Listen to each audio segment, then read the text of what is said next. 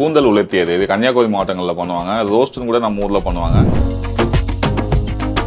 இது உங்கள் வீட்டில் குழந்தைங்களுக்கு பெரியவங்களுக்கு செஞ்சு காட்டுங்க, ரொம்ப நல்லாயிருக்கும். இப்போ சின்ன வெங்காயம் யூஸ் பண்ணிக்கோங்க. சின்ன வெங்காயம் நல்லாயிருக்கும். நான் ரெண்டுமே மிக்ஸ் பண்ணி யூஸ் பண்ண போகிறேன். இப்போ சின்ன வெங்காயமும் எடுத்துக்கிறேன், பெரிய வெங்காயமும் எடுத்துக்கிறேன். புளி கூட கொஞ்சம் ஊற்றிக்குவாங்க. கொடும்புளி வந்துட்டு ஒரு வருஷத்துக்கு கொஞ்சம் ஊற்றிக்கலாம் உங்களுக்கு பிடிச்சிச்சின்னா. அவங்க கன்னியாகுமரி மாவட்டத்தில் கொடும்புளி சேர்த்துக்குவாங்க. கேரளா அந்த ஓரத்தில் உள்ளவங்க எல்லாருமே வந்து கொடும்புளி சேர்த்துக்குவாங்க.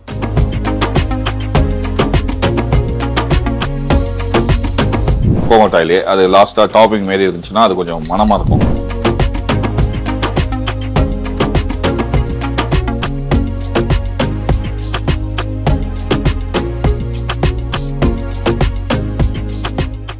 ராணி நேயர்களுக்கு வணக்கம். நான் செஃப் தியாகு. இன்னைக்கு நான் உங்களுக்கு பண்ணி காட்ட போகிற டிஷ் வந்து கூந்தல் உலர்த்தியது. இது கன்னியாகுமரி மாவட்டங்களில் பண்ணுவாங்க. ரோஸ்ட்னு கூட நம்ம ஊரில் பண்ணுவாங்க. ரொம்ப சிம்பிள் தான். எப்படி பண்ணுறதை உங்களுக்கு இப்போ சொல்லி காட்டுறேன். இதில் நிறைய வந்து கோகோனட் ஆயில் யூஸ் பண்ணிக்குவாங்க. புளி கூட கொஞ்சம் ஊற்றிக்குவாங்க. கொடும்புளி வந்துட்டு ஒரு வருஷத்துக்கு கொஞ்சம் ஊற்றிக்கலாம் உங்களுக்கு பிடிச்சிச்சின்னா. அவங்க கன்னியாகுமரி மாவட்டத்தில் கொடும்புளி சேர்த்துக்குவாங்க. கேரளா அந்த ஓரத்தில் உள்ளவங்க எல்லாருமே வந்து கொடும்புளி சேர்த்துக்குவாங்க. கூந்தல் உலர்த்தியது தேவையான பொருட்கள்: கூந்தல் அதாவது கடம்பா மீன் 250 கிராம், தேங்காய் எண்ணெய் 4 முதல் 5 டேபிள் ஸ்பூன், சின்ன வெங்காயம் 4ஆக நறுக்கியது, பெரிய வெங்காயம் 1/2 கப் நறுக்கியது விருப்பப்பட்டால், சோம்பு 1/2 ஸ்பூன், பச்சை மிளகாய் 2 முதல் 3 நறுக்கியது, கருவேப்பிலை சிறிதளவு, பூண்டு 10 முதல் 15 பல் இடித்தது, இஞ்சி ஒரு சிறிய துண்டு நசுக்கியது, மஞ்சள் தூள் 1/2 டீஸ்பூன், மிளகாய் தூள் 1/2 டீஸ்பூன், தக்காளி 2 நறுக்கியது, கொடம்புளிக்கு பதிலாக உப்பு தேவையான அளவு, மிளகுத்தூள் 1 முதல் 2 டீஸ்பூன், கொத்தமல்லி இலை சிறிதளவு நறுக்கியது. எப்படி பண்றதுங்கிறத இப்போ நம்ம செய்யலாம். ஸோ கோகோனட் ஆயில் தான் எடுத்துக்கணும். நம்ம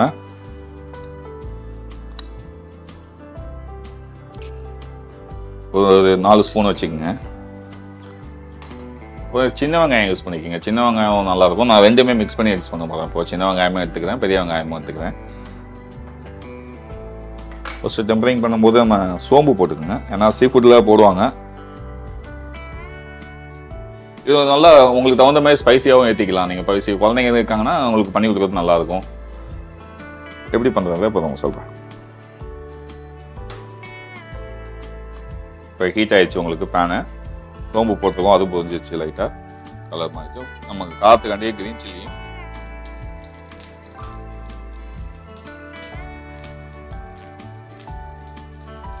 கொஞ்சம் கருவேப்பிலை யூஸ் பண்ணிக்கலாம்.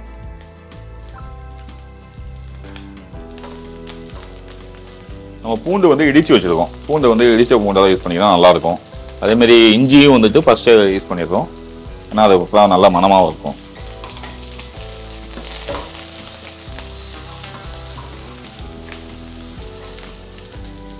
சின்ன வெங்காயம் வந்து நான் சொன்ன மாதிரி 1/4 வந்து வெட்டியிருக்கேன். அதை 1 2 3ன்னு வெட்டிக்கிங்க. சின்ன வெங்காயம் நிறைய யூஸ் பண்ணிக்கங்க, அதுவே நல்லாயிருக்கும்.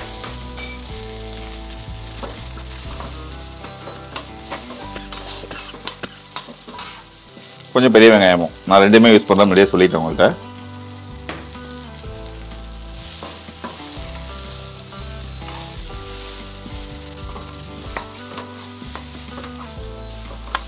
இது நல்லா இதுவாகிடுச்சு, கொஞ்சம் வதங்கிடுச்சு. அதுக்கப்புறம் நம்ம வந்து கொஞ்சம் டர்மரிக் போடுறது, கொஞ்சமாக மஞ்சத்தூள், கொஞ்சம் சில்லி பவுடர் 1 டீஸ்பூன் வச்சுக்கோங்க.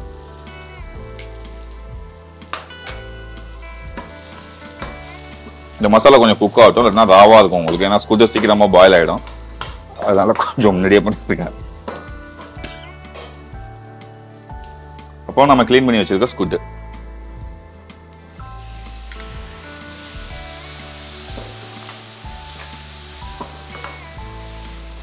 சால்ட் உங்களுக்கு தோணுது ஏற்ற அளவுக்கு பண்ணிக்கோங்க.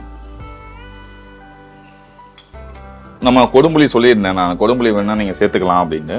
இல்லைன்னா நீங்கள் தக்காளி கூட நீங்கள் யூஸ் பண்ணிக்கலாம். அப்போ நான் தக்காளி யூஸ் பண்ணிக்க போகிறேன்.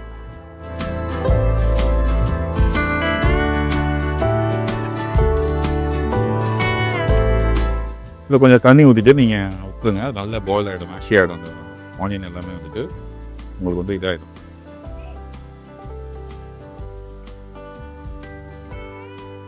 இப்போ கொதிச்சிக்கிட்டு இருக்கு. ஒரு 5 நிமிஷம் ஆகும். நல்லா அந்த தண்ணியெல்லாம் சுடுனதுக்கப்புறம் நல்லா அந்த வெங்காயம் தக்காளி எல்லாம் மேஷ் ஆகிடும் உங்களுக்கு. அதுக்கப்புறம் நம்ம ட்ரை பண்ணுறதுக்கு ஈஸியாக இருக்கும்.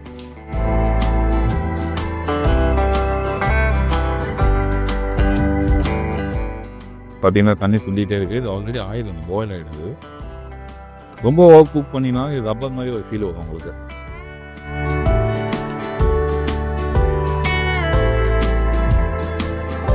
வித்தின் 5 மினிட்ஸில் இது குக் ஆகிடும் உங்களுக்கு. ரொம்ப சாஃப்டாக உங்களுக்கு இதுவாக இருக்கும்.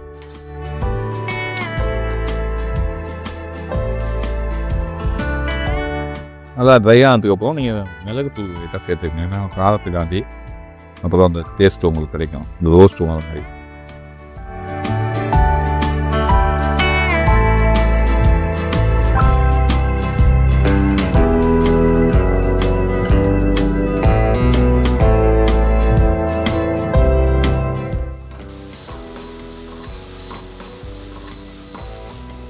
முடிக்கிற ஸ்டேஜில் நீங்கள் கொஞ்சம் ஆயில் சேர்த்துங்க. கோகோனட் ஆயிலே அது லாஸ்ட்டாக டாப்பிங் மாரி இருந்துச்சுன்னா அது கொஞ்சம் மணமாக இருக்கும். கொஞ்சம் தனியாக பார்த்தா கொஞ்சம் மிளகு, அவ்வளோதான். நம்ம டிஷ் இப்போ முடிஞ்சிச்சு.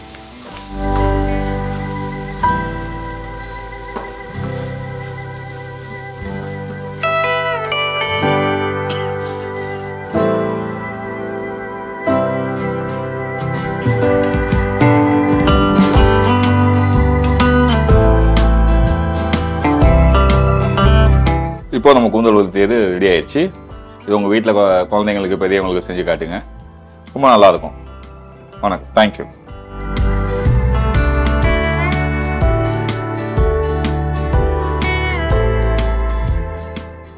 கூந்தல் உலர்த்தியது செய்முறை. ஒரு வாணலியை அடுப்பில் வைத்து சூடாக்கவும். வாணலி சூடானதும் 4 ஸ்பூன் தேங்காய் எண்ணெய் ஊற்றவும். எண்ணெய் காய்ந்ததும் சோம்பு சேர்த்து பொரிய விடவும். காரத்துக்காக நறுக்கிய பச்சை மிளகாயை போடவும். இதனுடன் இடித்து வைத்துள்ள பூண்டு மற்றும் நசுக்கிய இஞ்சியை சேர்த்து நன்கு வதக்கவும்.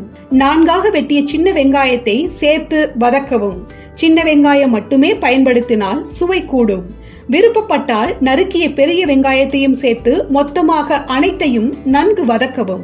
அடுப்பை சிம்மில் வைத்து மஞ்சள் தூள் மற்றும் மிளகாய் தூள் அதாவது தலா 1 சின்ன டீஸ்பூன் அளவு சேர்த்து மசாலா வாசனை போகும் வரை நன்கு வதக்கவும். இந்த மசாலாக்கள் நன்கு குக்காக வேண்டும், இல்லை என்றால் பச்சையாக இருக்கும். சுத்தம் செய்து வைத்துள்ள கடம்பா மீனை மசாலாவுடன் சேர்த்து நன்கு கலந்து தேவையான அளவு உப்பு சேர்க்கவும். கேரளா ஸ்டைலில் கொடம்புளி பயன்படுத்துவது வழக்கம். ஆனால் இதற்கு பதிலாக நறுக்கிய தக்காளி அதாவது 2 தக்காளி சேர்க்கவும். இந்த கலவையை நன்கு கலந்து சிறிதளவு தண்ணீர் ஊற்றி மூடி வைத்து வேக விடவும். சுமார் 5 முதல் 10 நிமிடங்களில் தண்ணீர் சுண்டி கடம்பா மீன் வெந்துவிடும். அளவுக்கு அதிகமாக வேகவிடக்கூடாது, இல்லை என்றால் கடம்பா மீன் ரப்பர் போன்றாகிவிடும். இது 5 நிமிடத்திலேயே நன்கு சாஃப்டாக வெந்துவிடும். மீன் நன்கு வதங்கி காய்ந்த பிறகு காரத்துக்காகவும் ரோஸ்ட் சுவைக்காகவும் சிறிதளவு மிளகுத்தூள் அதாவது 2 சின்ன ஸ்பூன் அளவு சேர்த்து நன்கு கிளறவும். இறுதியாக வாசனைக்காகவும் சுவைக்காகவும் சிறிதளவு தேங்காய் எண்ணெய் மற்றும் நறுக்கிய கொத்தமல்லி இலைகளை சேர்த்து மீண்டும் சிறிதளவு மிளகுத்தூள் தூவி இறக்கவும். இப்பொழுது சுவையான கூந்தல் உலர்த்தியது தயார்.